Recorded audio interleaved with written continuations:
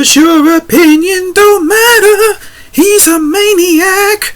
That's right, everybody, you know the words very, very well. And the news has officially broke out that Eric Bischoff will be inducted into the WWE Hall of Fame for 2021. And in my honest opinion, I think it's long, long overdue. I think Eric Bischoff should have been inducted a long time ago.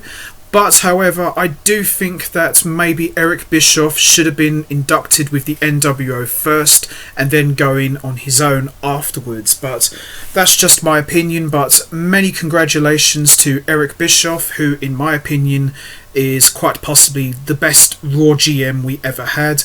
And the fact that we never got a proper stable GM after Bischoff left just shows you how much of an impact this man made.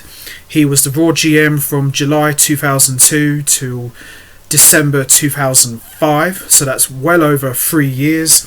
And as we all know, he was a big part of the Monday Night Wars as the Vice President of WCW. And as we all remember, WCW Nitro helped beat WWF Raw for 84 straight weeks. And a lot of that was down to Eric Bischoff. And whether you like the man or not, you cannot deny the impact he had on wrestling in the late 90s, and you cannot deny the big role that he played in not only the success of WCW but the success of the NWO as well.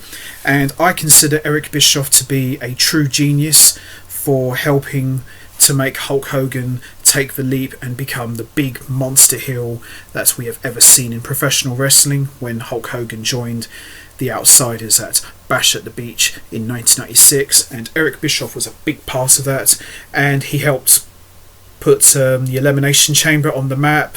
You know, you name it, Eric Bischoff has done it all. And although I probably wasn't a fan of Eric Bischoff in the NWO, you can't deny it's made great TV and it helped boost the ratings up in a big way.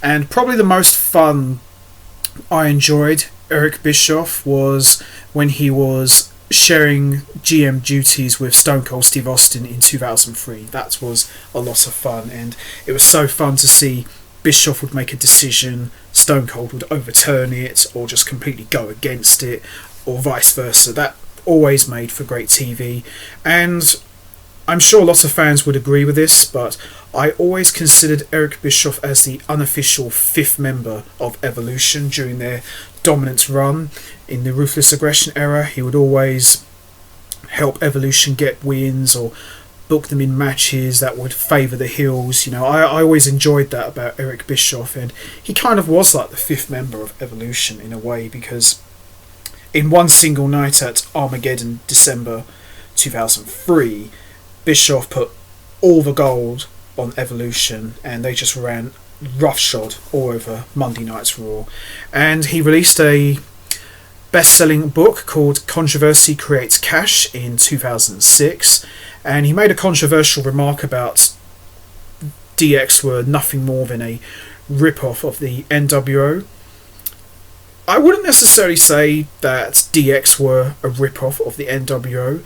Obviously, there were similarities due to the fact that you had Clique members like Triple H and Shawn Michaels in DX, then you had Nash and Hall and Sean Waltman in the NWO, and then Sean Waltman would jump over to the WWE in DX. So obviously there are some similarities, but I would say the NWO and DX were very much their own original entities. And, you know, Bischoff has made a few sporadic appearances in AEW in recent years. He was in TNA Impact with Hulk Hogan, which I was not really a big fan of that much, but it was still nice to see Bischoff. But for me, as a fan, you know, obviously a lot of fans would say WCW was, you know, some of Bischoff's best work. I agree, not going to deny that, but for me as a fan, I would probably say I enjoyed Bischoff's GM run the most during the Ruthless Aggression era. He was a fantastic general manager of Raw, and even though SmackDown was still the better show, in my opinion, I won't deny that Bischoff, you know, he wasn't afraid to take risks, and he wasn't afraid to stoop to dirty lows to get that one little bit extra to make sure his brand would come out on top. So Bischoff was a good heel. I'm not going to deny that. He was a fantastic heel. He was so good at playing that slimy owner slash authority figure you just wanted to punch in the mouth, and he had that big white toothy grin and the dark mullet hairstyle. He was just perfect as a heel, and what's more can you say, really? Bischoff's the man, and I'm really glad that he's going into the Hall of Fame.